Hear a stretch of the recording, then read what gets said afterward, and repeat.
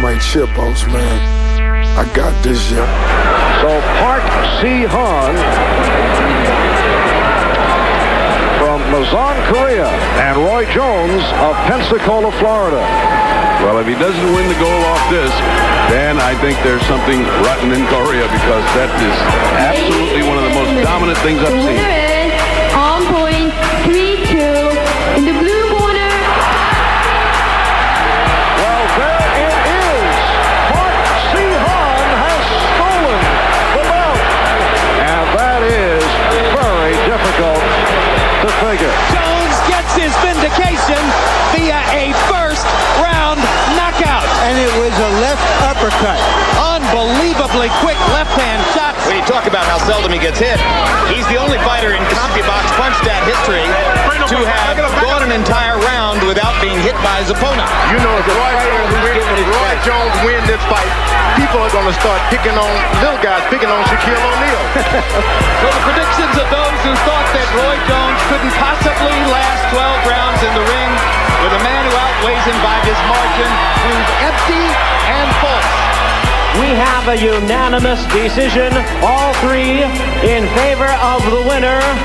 Joining boxing's elite, the new WBA heavyweight champion of the world, Roy Jones Jr.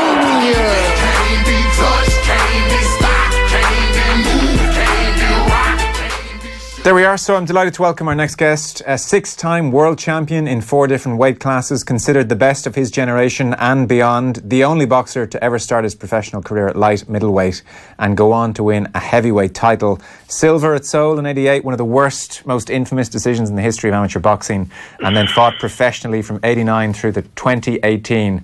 And now, 49 years old, hanging up his gloves. Roy Jones Jr., great to have you on. Thanks for joining us.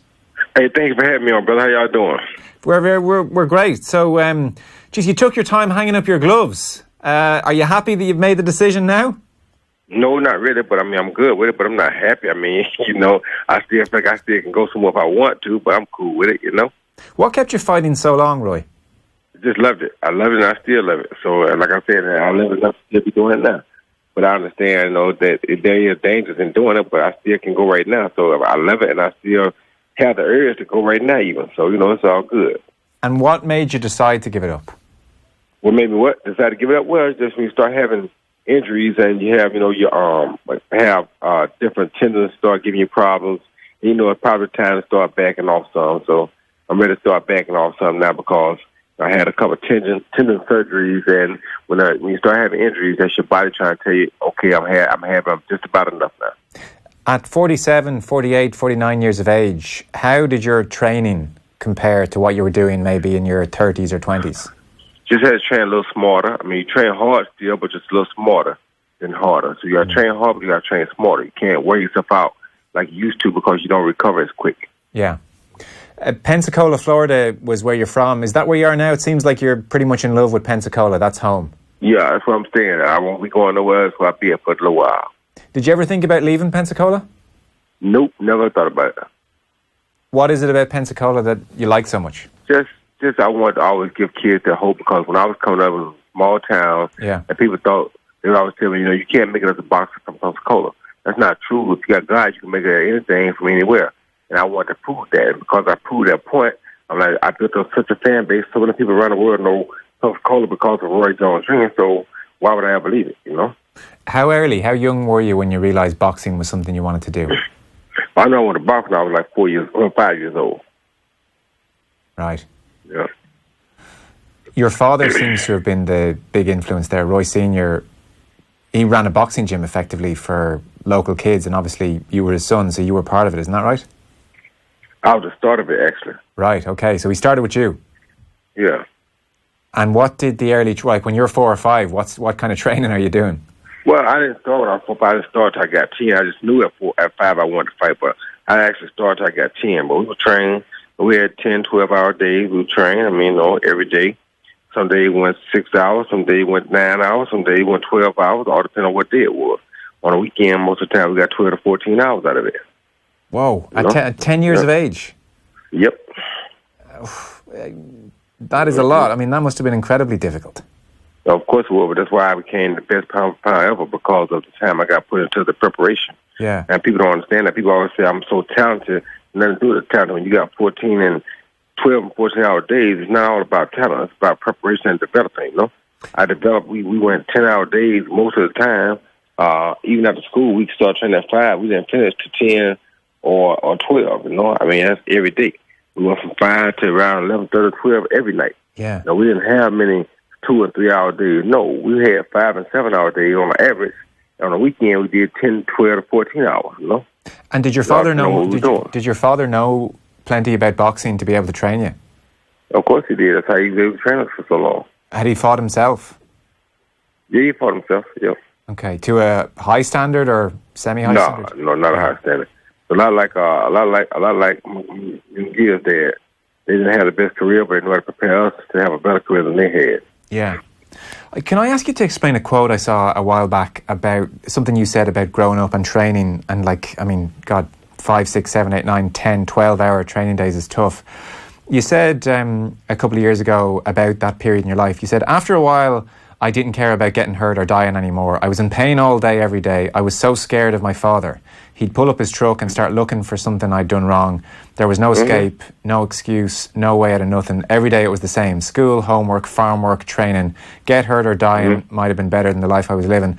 So I turned into it. You said I turned into a daredevil. I would do anything. It didn't make much difference. I used to think about killing myself anyway. Could you explain what's going on there? That explains it all. You just said, you just read it all. It was just what it just said. That told you all of it. Well, so I mean, you're saying you were scared of your father? Of course. I meant exactly what the hell I just said. You just said it. I mean, everything I said, I meant. Scared of him, why or how or for what reason? Because, I mean, he going to give you a whooping for something you didn't do or anything you find, whatever you can find to whoop you for. I mean, of course you're going to be scared. Okay. Your father came home every day look for a reason to whoop your ass when you be scared. That's your father. He is your father. Yeah. And why? Okay, it meant just what it said. I mean, I guess a lot of fathers wouldn't come home looking to give their kid a whooping, as you say, for no reason. Well, that's a lot of fathers. I'll tell you about what I came about. I won't tell you about a lot of fathers. I'll tell you about mine. Yeah. And what I said about mine is just what I said. Yeah. So would you describe it then as a bad relationship at that time? Of course it was. Yeah. Just like it is now. It ain't changed. Yeah. And, I mean, that must have been incredibly difficult to deal with. Like, so you say you turned into a daredevil. So what would that entail, or what would that mean? Well, just that nothing really scared me, you know? I mean, what's going to happen to me? I mean, was something going to kill me? Well, maybe there's no life I was living, so what do I care? So like if somebody showed up and said, hey, he's too heavy, and he don't have nobody to fight, I'll fight him. Yeah. You sure? Of course. Well, why not? Yeah. What are you going to do to me? That I ain't already had done. And like I don't get my head whooped all the time at home by my dad, so what am I scared of? Yeah. What are you going to do to me in the works? Okay. So when people say, you should move up and fight John Reeves, what the hell you mean I shouldn't fight John Reeves? What are you going to do that I ain't seen already? Yeah. So I guess you want to get away from that pretty... I mean, you can't keep having your dad coming home and, hitting you for... Of course. Yeah. So when I got old enough, I got to get away from it. And what age was that, Roy? Well, I was going to get away from it after the Olympics, but my mom taught me something different, so I waited till I got about 21, 22, I think. But probably around 21, 22, I got probably 91. So I probably 22, yeah. Okay. At 22, I decided that was enough, because there came a point that I was ready to kill, and when I get to where I'm ready to kill, it's time to go. But I knew that already, because God had already had me prepared for that. When I found the opportunity where I was ready to kill, I said, okay, that's my one, it's time to get out now. Yeah. And I did. I guess I want to talk to you about your boxing career as well, but it's kind of hard to understand in some respects. Like, do you know why your dad was so violent? Did you ever talk to him about it? Did you ever try and say, here, listen, back off? Nope, I never talked to him about it. Why not? Because I don't care. It was going to last for as long as it did. It lasted. Once I got out of it, that was the end of it. Once I got old enough to take care of myself, that was the end of it. Okay. One day it wasn't happening no more, and that's what happened. When I got old enough to take care of myself, I ended it. Yeah. And how good a fighter were you when you got to 16, 17, 18, 19? Oh, I was damn good. I was probably one of the best in the world at that age. You saw me at the Olympics, you saw how good I was. I won a Bell Cup, best amateur in the world. Yeah. That was in 88. What age were you in 88? 19. So was your dad in your corner and part of the camp at that stage? Yeah. Yep. So that was in 88 where you didn't lose a route, or you didn't lose a round even en route to the final. Nope. You were the clear winner in that fight against Park. I think you landed 86 punches to his 32. And it wasn't your hand that was raised at the end. 2 of the 3 judges were banned for life. It was an absolutely horrific thing to go through. I presume in the ring you just couldn't believe it. No, I couldn't. I mean, I saw the council celebrate. I knew they had robbed me. I saw them celebrating outside the ring, so I knew. And you got the Val Barker Trophy, so that's the last time a non-gold medalist won it. So basically everybody knew it was a complete scandal. Of course, and the bad part about it is 30-some years later, they still haven't changed it when they know it's wrong. So how can the integrity of a sport stay the same when you do a misjustice and you don't even go back and fix it? You know what I mean? Yeah. Well, I should tell you right there. Even in Rio, we saw terrible decisions. Like Michael Conlon fighting for this country had a terrible decision. So, like, in some respects, not much has changed at amateur boxing. You still see terrible decisions. You turned pro then, and things, I mean, you took to it to a duck to water. I saw people describe your technique as pretty unorthodox, like you had that wide punch, your hands were low, your chin was forward sometimes. Like, how did you arrive at that technique, or how did you learn? Like, your father obviously taught you to fight, but it was an unusual technique. Obviously, it worked great, but it was unusual. Yeah, well, coming up, I had game roosters. I used to always watch my game roosters and figure out what made one better than the other. Yeah. And so I would learn their fighting technique because it's a God-given thing. You can't teach them how to fight a certain way. They just fight natural because that's what God showed them. That's what God instilled in them. So I would watch those guys and figure out what made one better than the other with the things and with the attacking from different angles. And I learned those things, and I took them and put them in the boxing ring. Wow. I've never heard anyone do that before. Nope. That's why you only seen one Roy Jones Jr.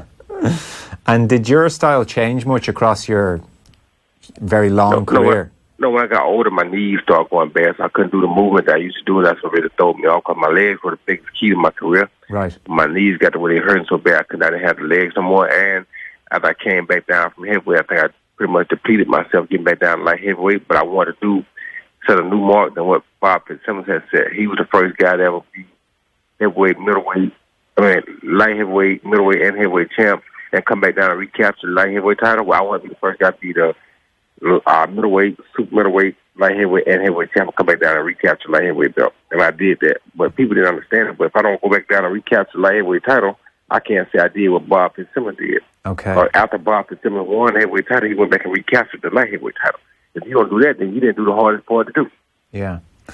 You mentioned your legs going. So once they went, that altered your style massively. They were fairly integral. Your style was about movement more than anything. Yeah, my legs were my key to my fight game. Okay. So the Hopkins fight, Bernard Hopkins in 93, you were 22-0. That was your first world title shot. I think you had a broken hand in that fight. So we're talking like from a period where, like the Hopkins fight in 93 through to the John Ruiz fight in 03, where you were the first middleweight in 106 years to win at heavyweight. How early did you decide you were going to try and go from, light heavyweight, which is 11 stone, or light middleweight, 11 stone, 7 pounds, all the way up to heavyweight? When was that a thing you decided to do? Never knew that until right before I got to fight Clinton Woods, who's from your neck of the woods. I got to fight Clinton Woods one night. I had a dream, and I said, I think I should go fight for the heavyweight championship of the world. And so I woke up the next day. I went to Evander Holyfield in Atlanta and asked him to fight me. He said no. He went, and later he fought John Ruiz. He lost John Ruiz, and John Ruiz said, you know what, I'll fight, bro. Yeah. I said, perfect. There it is. I done beat up everybody in the middleweight division. I done beat up everybody in the super middleweight division. I done beat up everybody in the light heavyweight division. Why the next thing you don't want to listen to the heavyweight? So why not do that? Yeah. When he said he'd fight, I said, perfect, let's go. You were 33 pounds heavier fighting John Ruiz. Mm-hmm. Did that change things for you? What was that like? No, that was perfect for me. I mean, it was a great thing. Like I said, the only thing that changed was to go back down and shake all the weight was a tough thing. Okay. That was tough, yeah. In what respect did it change it kind of depleted your body at 36 years old. It kind of just depleted me. Okay. Yeah. Like, but I still wanted the title back first before I let it overtake me, Yeah, so I should have took 2 or 3 year period off after that, and I didn't do that. Okay, so it was because I didn't realize the effect it had on my legs or my body at all. Period. Did it slow down your reflexes, or did it? No, it just depleted my body of natural strength. It depleted me a lot of things because I depleted so much. I lost 25 pounds of muscle, so it just depleted your body. Okay, so you lost your speed, you lost your strength. You didn't quite feel the same. Yeah, but I still took the heart and won that title back from Tarver like I was supposed to. But I should have took a 2-year break after that, and I didn't. During your career, Roy, Obviously, like it's such a long period and you'd such success for a long time. Mm-hmm. Was it complete obsession with boxing? Like, were you meticulous with your diet? Were you meticulous with your lifestyle? Or did you party? Nope. Wasn't meticulous. I wasn't no big party, no way. But I wasn't meticulous. I mean, I didn't eat stupid. I never smoked, never drank, so I was cool with that. But I wasn't so meticulous where I had to watch everything I eat. When I wasn't training, I eat normal food. Okay. I eat cake, ice cream, anything when I'm not training. But when I'm training, I knew that I discipline myself to make weight and not do that. Did you ever find I wasn't so meticulous? Yeah. It wasn't constantly obsessed. Did you ever find that the discipline difficult when you were in camp? No. It was pretty easy to me because I'm the kind of person, I know what I want, and I'm going to do what I got to do to get what I want. Yeah. What do you put that down to? Do you think you would have been that way anyway, or do you think it's to do with what your dad put you through? It probably what my dad put me through. I wanted to make sure I didn't fail. And I know the best way to not fail was to be disciplined, stick to my word, and taught me a lot of things because I couldn't fail. Like I tell people, I couldn't go back home. I wasn't going back home. Once I left, I wasn't going back. Yeah. That meant I had to succeed. So he did do that for me. He put a fire in me and made me know that I have to succeed, or unless I like living the way that I was living with him, and I didn't like that. Yeah, no. So that's not going to happen. So, yeah. And that's what I became helpful to me. Yeah. And so across your, you get out of there at 21 and you're having all this success as a fighter. Does your relationship with your father ever get repaired and improve? And do you kind of become friends almost, or is that distance there? That's still a lot of distance there, and there always will be distance there. Because you're angry at him? No, I'm not angry. No. It's just always be distant because I don't trust very easy. And once a person do something crazy to me once, I don't trust you no more. Did he ever apologize, or did he ever kind of say, listen, in hindsight, now that I think about it, that wasn't great? No. He never did nothing wrong. Let him tell it. To this day, he still don't think he ever did a thing wrong. Okay. That's just who he is, which is cool by me. I just keep my distance and let him think like that. Sure. That's fine. I understand. Like when you're, winning a world title and having all the success, would he try and reach out and say, hey, well done? Nope. Wow. Did you find that tough or difficult at the time, or were you sad about that or okay with that? No. Well, how can you be sad when the man that taught you how to box is trying to train guys to teach him how to go out and beat you? You gonna be sad about it? Are you stupid? You better wake up. You better coffee. Yeah. Okay. I guess. Yeah. You training William Guthrie, who's trying to come find me. It just so happened he gets knocked out by Richard Johnson, somebody else that you also trained, who I ended up having to beat anyway. So you train a guy to try to beat me. Okay. So you think I'm going to really care about what you think or how you feel about me? Hell no. Fair enough. You don't care about me. You want to get me beat. You out there trying to train guys to go beat me. Yeah. So, you're an enemy now, and you'll stay an enemy for the rest of my life. I mean, I don't hate you, but you're an enemy on my eyes. I never trust you. You know what I mean? Yeah. And that doesn't change now. You're not that type of person. Huh? That doesn't change now that it's all over. No. I never trust you. No. That won't ever change. Over the last, up until from like 93, or say Olympics through to 93 and all the way through until the Ruiz fight and then the few years after, you're as good as anybody in the world. What you did was absolutely remarkable. 6-time world champion, 4 different weight classes. It was just phenomenal. And we heard it in the montage there against Vinny Pazienza. You became the first fighter since CompuBox Records began to go an entire round without being even hit by your opponent. You were doing remarkable things. So over the following few years, you start, after kind of 03, 04, you lose to fighters who wouldn't have been able to touch you at your peak. Right. Why not go out at the top? Like, how did you become comfortable with losing to fighters that you would have absolutely whooped back in the day? You don't never feel comfortable losing nobody, but the problem is, like I said, hindsight is 50-50. Once you get by, you see what happened. It's like, after I fought Ruiz, the only thing I wanted to do was fight Mike Tyson as a heavyweight, and if I couldn't fight Mike Tyson, then my job was to go back down and recapture the light heavyweight title. Yeah. Because of my grittiness and my willing to fight, and because I was an entertainer, and never ducked nothing. When Trump gave me a hard time in the first fight because of the weight loss, it made me go back and fight again. And when I fought again, then he stopped me the second time. And so now I want to prove that I can come back from me and stop. Because just like another fighter, you don't know how good a fighter is until something bad happens to him, and you see him bounce back. So if he can't bounce back after something bad happens to him, then he ain't really no champ. So for me, once that happened, now I got to prove that's a bounce back because that's just who I am. I got to prove that just like at the Olympics. Because shit don't go my way don't mean I stop. Yeah. So just because it didn't go my way don't mean I stop. So now the phase 2 of Roy Jones kicks in. Now I got to keep going because I don't let nothing make me quit and then make me give up. So just because times get hard and you try to shouldn't beat you, don't mean you quit or give up. Yeah, and you just didn't want to do that. What are you going to do with all this free time you have in retirement now? Well, I train fighters now. Okay. I'm training Isaac Salema right now to fight B Bold in a week and a half. I got another guy I'm training, Shady Gamore from Sweden, that'll be fighting August 10th. Right. So I train and promote some guys, but I do more training than I do promoting because I really love training guys. Do you? And will your fighters fight in a similar style to you, or do you tailor it? So what I try to do is make that better at whatever you got. So it's like, I don't want to turn you into Roy Jones. I want to take whatever gift you got and make you the best at that gift that I can. Okay. Because I'm not God. I can't create people. You feel me? I can't create people. I can't build speed. I can make you as fast as I can make you, but some guys are going to be exceptional fast like Roy was. Some guys are going to be exceptional powerful like Tyson was. Some guys are going to have a big heart like Holyfield. So being a trainer, you have to adapt to whatever you're gifted with, whatever that fighter is gifted with. You have to take his gift and try to make his gift the best you can make it. Yeah. If you don't, you're messing up. So you can't. It ain't fair to fighters to try to turn everybody into what Roy Jones was. That's not what you're supposed to do. You're supposed to make them the best them that they can be, and that's what my goal is. Yeah. Just a last point, because you've been very good with your time. You mentioned like this kind of mad thing of watching cockfighting growing up, and almost mimicking or learning from them. Like for someone like, so I've never been to a cockfight, and it's illegal here. It's now illegal all over the United States.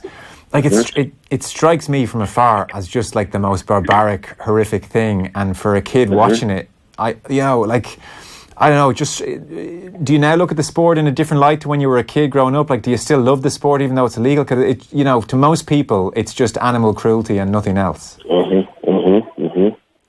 what is MMA? How do you feel about the sport today? What is MMA? What's MMA?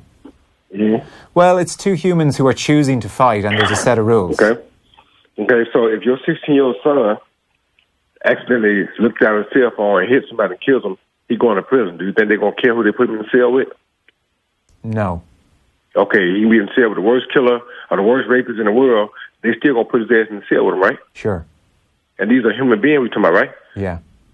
So if we were so inhumane, we're about human beings, and we're about cruelty so bad, we wouldn't take people who have sometimes their first incident and throw them in prison with some of the worst living people and the worst minded people in the world. We have more consideration about them all around us. We were such caring people, right? But we don't. Just like when we go arrest people for the cockfighting, they do the rules, they go kill every one of them. But what's the difference in letting him fight for his life, or you just gonna go kill him because of what he is? It's no different. So I don't feel no different, no. Because I feel like, they're animals, they'll fight to the death. Well, so will two skunks. It's just natural. It's what they do. But you tell me we care more about an animal than we care about my child? Because my 18-year-old son right now goes out and have a wreck, asking to kill somebody. When they put him in prison, they don't give a care who they stick him in prison. Well, it could be 10 guys that are going to try to rape him and do everything. They don't care. So don't tell me about how humane something is. If we was humane, we have some more control of what happened to people when we send them off to prison. We don't care what happened to them when we send them off to prison. Yeah. Well, we don't care at all. What happens? Oh, they did something wrong. What happens? Matter. If we were humane, it's the way you humanely punish people. Yeah. What happens to an 18-year-old, and the example you're using of being in prison, that might not be right either, but that's also just separate. It ain't right. Yeah, it's a human being. Ain't no damn chicken. It's a human being. But we kill 20 million chickens a day to eat anyway. They don't chicken. It's the same way with no chicken. They didn't ask to be eaten. Then the 20 million of them getting killed a day to eat. They didn't ask for that. Sure. Also called because you kill them fast, that's okay. No, it's not okay. You're still killing every damn one of them to eat them. But then again, so what's the difference? Well, two wrongs don't make a right. And just because what happens to an 18-year-old... But you want to punish one, but you don't want to punish the other. Or you want to, like I said, it's a whole lot of things going wrong. Yeah. So we always want to talk about a damn chicken. Them chickens ain't affecting nobody. Them people that deal with them chickens ain't affecting nobody. They're not doing nothing bad to human beings. We got people going around bombing countries, killing kids, stealing kids and selling body parts of kids, human beings. And we more worried about chickens, animals, than we are about those things happening. But our focus is on, it's so bad to let two roosters fight to death. Already, but it's okay for a person to go steal my daughter and go sell her, and now she become a prostitute from the time she's 12 till she get found, huh? That's okay, huh? No, it's not. But that's more involved. But the chicken is just as important as my daughter is. No, it's not. But we spend so much time and effort on worrying about something that don't really even matter. Who gives a damn about you? We kill 20 million of them a day to eat. Who gives a damn about a chicken? We kill 20 million of them a day to eat. The guys that raise chickens for that, they love those chickens. They care for those chickens like you care for your dog. That was people that don't know about cockfighting. That's what they don't understand. People that do that, they care for them chickens more than most people care for their dog.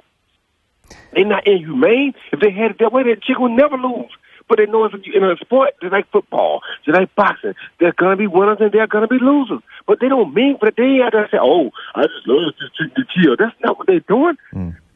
But would you not That's agree? Not what they're saying. Would you not agree? Would you not agree? It's just a needlessly, horrifically awful death for the rooster, and it's all just for the pleasure of people watching. Say what now? Would you not agree it's the most horrifically cruel death for the roosters, and that it is just cruelty? And they have, I wouldn't agree with that. You know, their beaks are sharpened. They have instruments put in their feet. It's all just designed. Don't get sharpened, but no, I wouldn't agree with that. No, I would not. You wouldn't agree it's the most horrifically cruel, painful death for them? No, I would not agree. What I think the most horrific thing is to have, like I said, 18-year-old kids sent to prison and 12 people get him in there and then take him and gang rape him and bang him, and he ain't did nothing wrong necessarily. But nobody wants that to happen either. That's what I think is cruel and inhumane. But nobody wants that to happen either. Like, just because that happens doesn't make of course, but that's the cockfighting right. On the don't have scared than a damn chicken. Come on, bro. Sure, but I mean, I'm talking to you because you like cockfighting. I mean, if we were talking about the prison system, I'd talk to you about the prison system. You tell me, we eat 20 million chickens a day. Sure. The people that do that cockfight, whatever they do, that's their business. That's what they do. The people that smoke pot, the people that get high, the people that do a lot of things that I don't necessarily agree with, that's their business. But I don't think nothing inhumane more about no damn chicken than I think about anything else. So, no, I don't think that's inhumane. Thank you. Goodbye. But hey, hope you enjoyed that latest offering from Off the Ball. If you want to subscribe, and you should, check out just up here. All our latest stuff is just down here. Generally, knock yourself out.